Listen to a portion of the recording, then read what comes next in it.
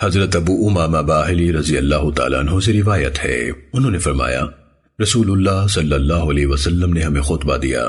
آپ نے خطبے میں زیادہ تر دجال کے بارے میں گفتگو فرمائی اور ہمیں اس سے ڈرایا۔ آپ نے خطبے میں یہ بھی فرمایا اللہ تعالیٰ نے جب آدم علیہ السلام کی اولاد کو پیدا فرمایا ہے، زمین میں دجال سے بڑا فتنہ ظاہر نہیں ہوا۔ اللہ تعالیٰ نے جس نبی کو بھی مبعوث فرمایا اس نے اپنی امت کو دجال سے ضرور ڈرایا۔ میں آخری نبی ہوں اور تم آخری امت ہو، وہ یقیناً تمہارے اندر ہی ظاہر ہوگا۔ اگر وہ اس وقت ظاہر ہوا جبکہ میں تمہارے اندر موجود ہوں گا تو تم سے پہلے میں اس کا مقابلہ کر لوں گا، اور اگر میرے بعد ظاہر ہوا تو ہر شخص اپنا دفاع خود کرے گا، اور میری عدم موجودگی میں اللہ تعالیٰ ہر مسلمان کا مددگار ہے۔ وہ شام اور عراق کے درمیان ایک راستے پر ظاہر ہوگا اور دائیں بائیں فساد پھیلائے گا۔ اللہ کے بندو ثابت قدم رہنا، میں تمہیں اس کی ایسی علامتیں بتاؤں گا جو مجھ سے پہلے کسی نبی نے نہیں بتائی۔ وہ ابتدا میں کہے گا میں نبی ہوں، حالانکہ میرے بعد کوئی نبی نہیں۔ پھر وہ دوسرا دعویٰ کرتے ہوئے کہے گا میں تمہارا رب ہوں، حالانکہ تم مرنے سے پہلے اپنے رب کو نہیں دیکھ سکتے، اور وہ کانا ہے اور تمہارا رب کانا نہیں۔ اس کی آنکھوں کے درمیان پیشانی پر کافر لکھا ہوا ہوگا، جسے ہر پڑھا لکھا اور ان پڑھ مومن پڑھ لے گا۔ اس کے فتنے میں یہ چیز بھی ہے کہ اس کے ساتھ جنت اور جہنم ہوگی۔ اس کی جہنم حقیقت میں جنت ہوگی اور اس کی جنت اصل میں جہنم ہوگی۔ جسے اس کی جہنم کی آزمائش کا سامنا کرنا پڑے وہ اللہ سے فریاد کرے اور سورہ کہف کی ابتدائی آیات پڑھے، وہ اس کے لیے ٹھنڈی اور سلامتی والی بن جائے گی، جیسے ابراہیم علیہ السلام پر آگ ٹھنڈی اور سلامتی والی ہو گئی تھی۔ اس کا ایک فتنہ یہ بھی ہے کہ وہ ایک اعرابی سے کہے گا اگر میں تیرے والدین کو زندہ کر دوں تو کیا تو تسلیم کر لے گا کہ میں تیرا رب ہوں؟ وہ کہے گا ہاں۔ فوراً تو شیطان اس کے ماں باپ کی صورت میں ظاہر ہوں گے اور اسے کہیں کہ بیٹا اس کی پیروی کرو، یہ تیرا رب ہے۔ اس کا ایک اور فتنہ یہ ہے کہ اسے ایک انسان پر قابو دے دیا جائے گا، وہ اسے قتل کرے گا، یعنی آرے سے چیر دے گا، حتیٰ کہ وہ انسان دو ٹکڑے ہو کر گر پڑے گا۔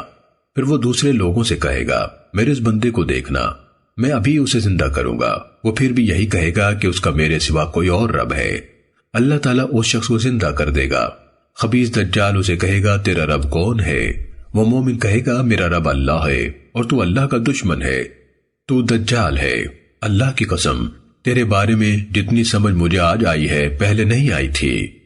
حضرت ابو سعید رضی اللہ تعالیٰ عنہ نے کہا اللہ کے رسول صلی اللہ علیہ وسلم نے فرمایا میری امت کا یہ آدمی جنت میں سب سے اعلیٰ مقام پر فائز ہوگا۔ حضرت ابو سعید رضی اللہ تعالیٰ عنہ نے فرمایا اللہ کی قسم ہمارا تو خیال تھا کہ یہ شخص حضرت عمر رضی اللہ تعالیٰ عنہ ہی ہوں گے، حتیٰ کہ وہ فوت ہو گئے۔ تب ہمیں معلوم ہوا کہ دجال کے ہاتھ سے قتل ہو کر زندہ ہونے والا اور پھر اس کی تردید کرنے والا شخص کوئی اور ہوگا۔ ابو رافع رحمہ اللہ اپنی سند سے بیان کرتے ہیں کہ اللہ کے رسول نے فرمایا اس کا فتنہ یہ بھی ہے کہ وہ آسمان کو بارش برسانے کا حکم دے گا تو بارش برسے گی، اور زمین کو نباتات اگانے کا حکم دے گا تو وہ اگائے گی۔ اس کا فتنہ یہ بھی ہے کہ وہ ایک قبیلے کے پاس سے گزرے گا، وہ اس کے دعوے کو تسلیم نہیں کریں گے، تب ان کا کوئی مویشی نہیں بچے گا، سب ہلاک ہو جائیں گے۔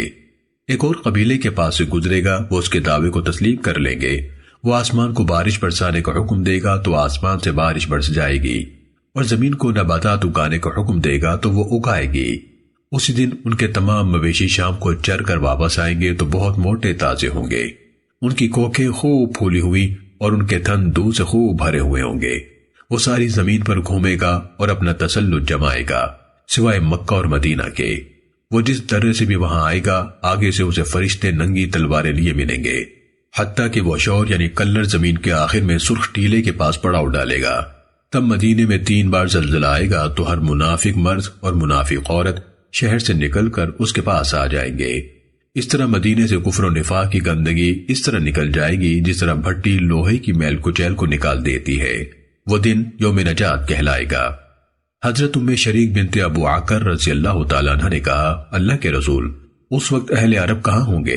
آپ نے فرمایا اس دن وہ کم ہوں گے اور تقریباً سبھی عربی بیت المقدس میں ہوں گے۔ ان کا امام ایک نیک آدمی ہوگا، ان کا امام انہیں صبح کی نماز پڑھانے کے لیے آگے بڑھے گا کہ اچانک اسی صبح حضرت عیسیٰ ابن مریم علیہ السلام زمین پر اتر آئیں گے۔ ان کا امام الٹے پاؤں پیچھے ہٹے گا تاکہ عیسیٰ علیہ السلام لوگوں کو نماز پڑھائیں، لیکن حضرت عیسیٰ علیہ السلام اس کے کندھوں کے درمیان کمر پر ہاتھ رکھ کر اسے فرمائیں گے آپ ہی آگے بڑھ کر نماز پڑھائیں۔ کیونکہ اقامت آپ کے لیے کہی گئی ہے۔ چنانچہ ان کا امام انہیں نماز پڑھائے گا۔ جب وہ فارغ ہوگا تو عیسیٰ علیہ السلام فرمائیں گے دروازہ کھولو۔ دروازہ کھولا جائے گا تو آگے دجال موجود ہوگا، اس کے ساتھ 70,000 یہودی ہوں گے، ہر ایک کے پاس مزین تلوار اور سبز چادر ہوگی۔ جب دجال آپ کو دیکھے گا تو اس طرح پگھلنے لگے گا جیسے نمک پانی میں پگھل جاتا ہے، چنانچہ وہ فرار ہو جائے گا۔ حضرت عیسیٰ علیہ السلام فرمائیں گے میں تجھے ایک ضرب لگاؤں گا، تم مجھ سے بھاگ کر اس سے بچ نہیں سکتا۔ آپ اسے لد شہر کے مشرقی دروازے پر جا پکڑیں گے اور قتل کر دیں گے۔ تب اللہ تعالیٰ یہودیوں کو شکست دے دے گا۔ اللہ کی پیدا کی ہوئی جس چیز کے پیچھے بھی کوئی یہودی چھپے گا، اس چیز کو اللہ بولنے کی طاقت دے دے گا، خواہ وہ کوئی پتھر ہو یا درخت، باغ کی دیوار ہو یا جانور۔ مگر غرقد جو ان یہودیوں کا درخت ہے وہ نہیں بولے گا، باقی ہر چیز کہے گی اے اللہ کے مسلمان بندے، یہ میرے پیچھے یہودی ہے، آ کر اسے قتل کر دے۔ رسول اللہ صلی اللہ علیہ وسلم نے فرمایا اس کی مدت 40 سال ہے، 1 سال 6 ماہ کے برابر ہوگا، 1 سال 1 مہینے جتنا، 1 سال 1 ہفتے جتنا، اور اس کے آخری دن چنگاری کی طرح ہوں گے۔ آدمی صبح کو شہر کے ایک دروازے پر ہوگا اور دوسرے دروازے تک پہنچنے سے پہلے شام ہو جائے گی۔ عرض کیا گیا اللہ کے رسول ہم ان چھوٹے چھوٹے دنوں میں نمازیں کس طرح پڑھیں گے؟ آپ نے فرمایا جس طرح تم طویل دنوں میں اندازے سے نماز پڑھتے تھے اسی طرح ان مختصر دنوں میں بھی وقت کا اندازہ کر کے نماز ادا کرنا۔ رسول اللہ صلی اللہ علیہ وسلم نے فرمایا عیسیٰ ابن مریم علیہ السلام میری امت میں انصاف کرنے والے جج اور عادل امام ہوں گے۔ وہ صلیب کو توڑ دیں گے، خنزیر کو ذبح کر دیں گے، جزیہ ختم کر دیں گے، صدقہ لینا بند کر دیں گے، اس لیے کسی بکری یا اونٹ کی زکوٰۃ نہیں لی جائے گی، آپس کی ناراضی اور دشمنی ختم ہو جائے گی، زہریلے جانوروں کا زہر نہیں رہے گا، حتیٰ کہ بچہ سانپ کے منہ میں ہاتھ ڈال دے گا تو سانپ اسے نقصان نہیں پہنچائے گا، اور بچی شیر کو بھگا دے گی، وہ اسے نقصان نہیں پہنچائے گا۔ بھیڑیا بکریوں میں ایسے ہوگا جیسے ریوڑ کا کتا ہوتا ہے، زمین امن سے اس طرح بھر جائے گی جیسے برتن پانی سے بھر جاتا ہے، سب لوگ متحد ہوں گے، اللہ کے سوا کسی کی عبادت نہیں کی جائے گی، جنگ نابود ہو جائے گی، قریش سے حکومت چھن جائے گی، زمین چاندی کے تھال کی طرح ہو جائے گی، اس کی پیداوار اسی طرح ہوگی جیسے آدم علیہ السلام کے زمانے میں ہوا کرتی تھی، اور کئی افراد مل کر ایک انار کھائیں گے تو سیر ہو جائیں گے، ایک بیل اتنے مال کے بدلے ملے گا اور ایک گھوڑا چند درہم کا مل جائے گا۔ صحابہ نے کہا اللہ کے رسول گھوڑا سستا کیوں ہو جائے گا؟ آپ نے فرمایا اس پر جنگ کے لیے سواری نہیں کی جائے گی۔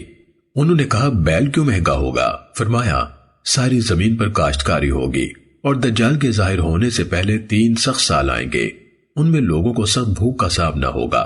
پہلے سال اللہ کے حکم سے آسمان تہائی بارش روک لے گا اور زمین تہائی پیداوار روک لے گی، دوسرے سال اللہ کے حکم سے آسمان 2 تہائی بارش روک لے گا اور زمین 2 تہائی پیداوار روک لے گی، تیسرے سال اللہ کے حکم سے آسمان ساری بارش روک لے گا، ایک قطرہ بھی نہیں برسے گا اور زمین ساری پیداوار روک لے گی، کوئی سبزہ نہیں اگے گا، چنانچہ سارے مویشی ہلاک ہو جائیں گے مگر جو اللہ چاہے۔ عرض کیا گیا اس زمانے میں لوگ کس طرح زندہ رہیں گے؟ آپ نے فرمایا تحلیل و تکبیر اور تسبیح و تحمید کے ذریعے سے، یہ ان کے لیے کھانے کے قائم مقام ہو جائے گی۔ عبد الرحمن محاربی رحمہ اللہ بیان کرتے ہیں یہ حدیث بچوں کے استاد کو دینی چاہیے کہ پرائمری اسکول میں بچوں کو یاد کرائے۔ سنن ابن ماجہ حدیث نمبر 4077۔